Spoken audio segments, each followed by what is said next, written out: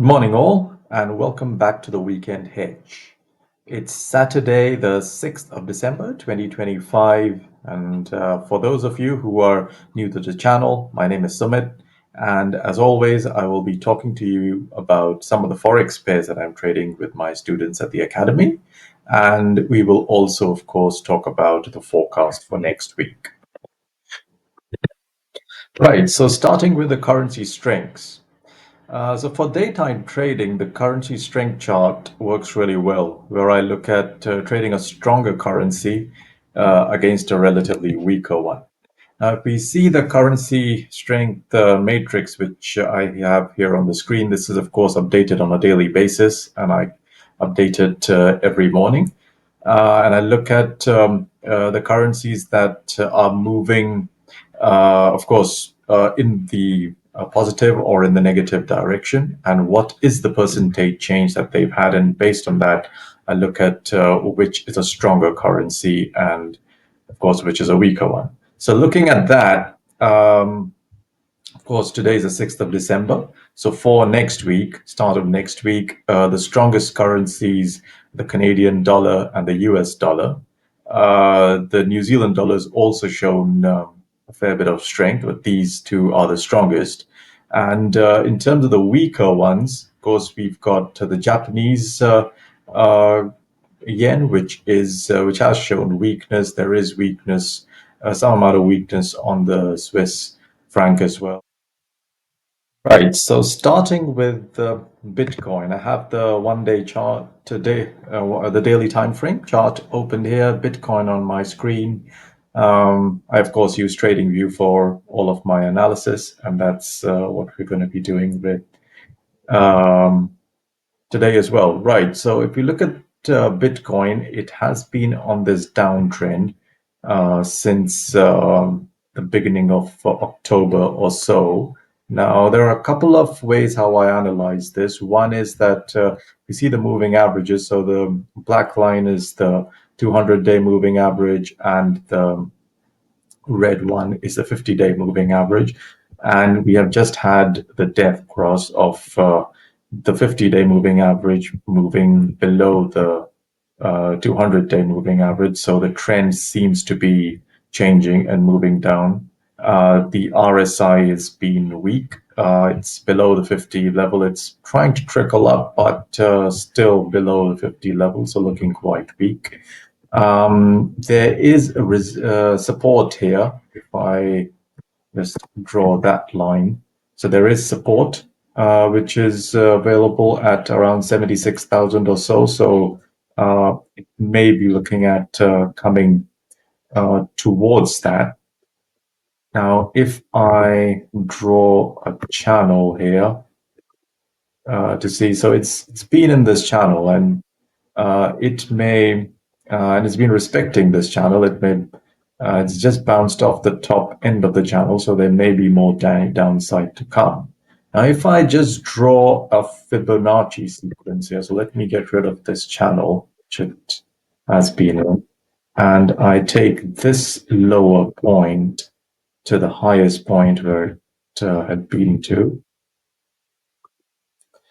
What we see here is quite interesting, that the price went down to the 0.0786 level, bounced off it, retested it, and went up to the 0.618 FIBO level, and it's bounced down. So it's kind of between these two bands forming a support and a resistance. So it's really in no man's area. Now, because this is a biased pair, we're really looking at trading it in the upward direction. At the moment, it doesn't give me any confidence to enter a trade. So for Bitcoin, we will wait and see how this kind of plays out.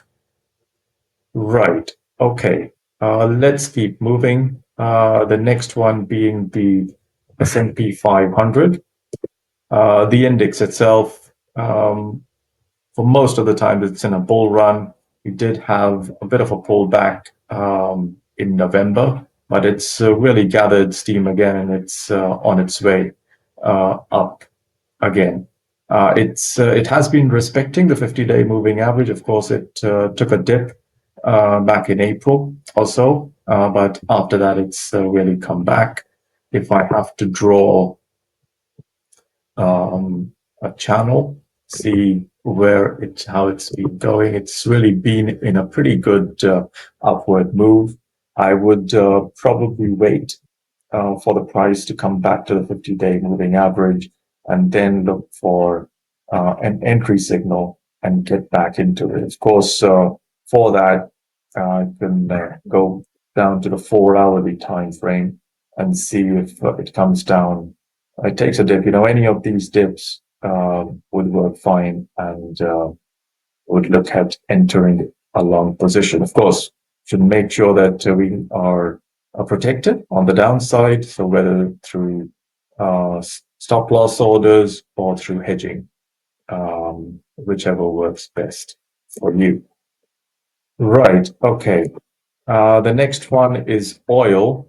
Well, crude oil has been under this decline. So even before June, July, when it had its spike, it was still going down, right? So if I keep scrolling the chart back, it has been going low or down. It was a bit choppy in the beginning of last year, but overall the trend has been downwards. So we would really be looking at taking the sells, and probably there's more downside to come.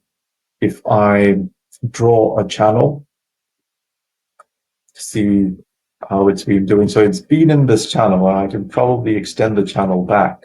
But just by going with this, and we're on the daily time frame, we see that it's been moving along this channel. The RSI is bang in the center, really going nowhere. The price is weak. So we would be looking at entries on the downside. You can also see that it's kind of been respecting the 50-day moving average. So a bounce off it would be a good entry. So whether we get any of the entry candles which we come across, we would be looking at entering that trade then. Gold has been on a bull run for a couple of years, if I may say. It has been respecting the 50-day moving average. Remember, we're on the daily time frame here, so it has been respecting the 50-day moving average for quite some time, and that is what we are going with. It, we see the bounces that it makes. It diverged from it in August or so when we had this really big bull run. It's kind of come back to it, trying to diverge again. The RSI is above 50. In fact, it's around 60 at the moment, so it's moving in the right direction. We would really be looking at bull trade or any long trades to enter. So any pullback that we get, we would be looking at an entry candle like a bullish engulfer to be entering the trade. And we, of course, go down to the 4-hourly time frame to see which could be the entry point there. So jumping on to the currency pairs and starting with the AUDJPY. The reason why I'm starting with the Australian dollar against the yen is because the Australian dollar has been really strong. If you remember the currency matrix that we looked at, the Aussie dollar was the strongest and yen one of the weakest ones. So trading a stronger currency against a weaker currency. The trend has really been up, and we're on the daily time frame here. So I would really be looking at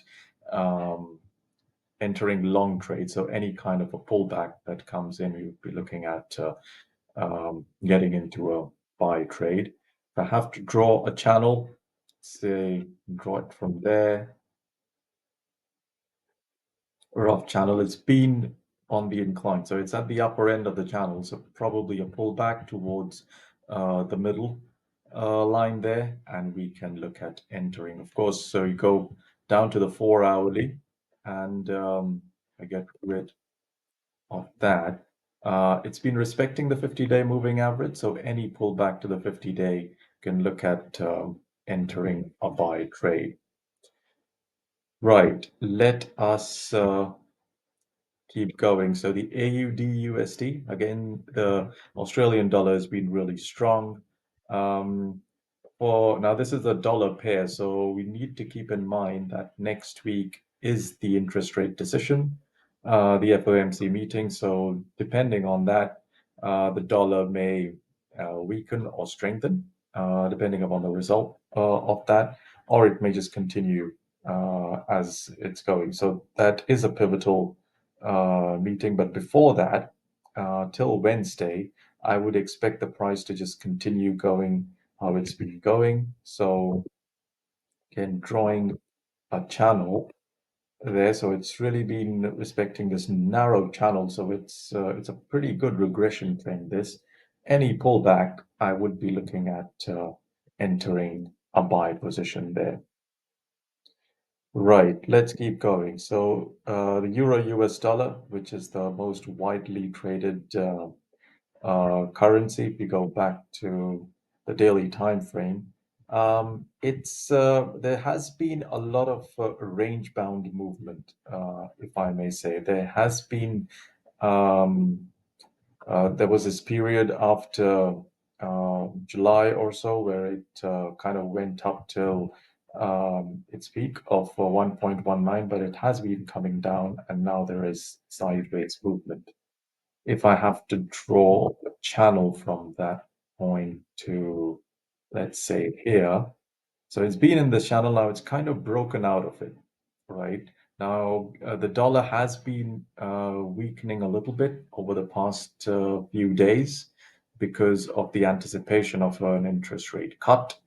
If that does happen, uh, this would continue to keep going upwards. But if the dollar strengthens, then this would come down. So for the moment, I would expect this pair to probably do nothing, just move, have a little bit of more sideways movement for the next 2 days before the interest rate decision. So it's a pair that we are not really looking at trading for the next couple of days in the academy. Let's keep going. The USDCHF again, two very strong currencies, two safe havens, if I may say. And looking at the past few months, the price has really been moving sideways. The Swiss franc has been strong. If I have to draw a couple of levels here, try and draw that. So that is, so it's really been moving in this channel, right? So it's been bouncing off the top and the bottom. It's bounced off the top there. Always good to get some sunshine in England. Um, and it's probably gonna go and have another go at the upper end, and that would be a good point to take a sell from. It may keep going down, and then if it touches the bottom, it may be a good time to go long. So short from the top, long from the bottom. That's the strategy here. Going down to the 4 hourly. Um, it's been coming down, trying to notch up again. Remember, if it goes to the upper end, that is when we would be looking at entering short positions. Right. Okay. And just to reiterate the point that there is the interest rate decision, which would affect the US dollar on Wednesday. The last pair there is again a major, that is the USDJPY going to the daily time frame. The US dollar has been appreciating against the yen for quite some time. Um, there has been this pullback. And of course, it would depend upon the interest rate decision in terms of where the dollar would go. But if the uh, dollar does weaken, we may see some more pullback to the 50-day moving average, and then we may see the price trying to move up again. So I would probably expect that to happen. Of course, this is more of speculation at this point in time till the interest rate decision is announced. Going down to the 4 hourly, what we see here is that the price has been moving down and it may move down further, just continuing in this channel. So if I just draw that regression trend from there till the end. So it's been moving in this channel. Probably it moves down a bit more before it starts to go up. That brings me to the end of this week's analysis. If you liked it, be sure to like and subscribe. If you have any questions, post them in the comments box below. And for daily trading of Forex pairs, join the free Trade WiseNet community, the link to which is also in the description below. Thanks, and I will see you next week. Cheers, everyone.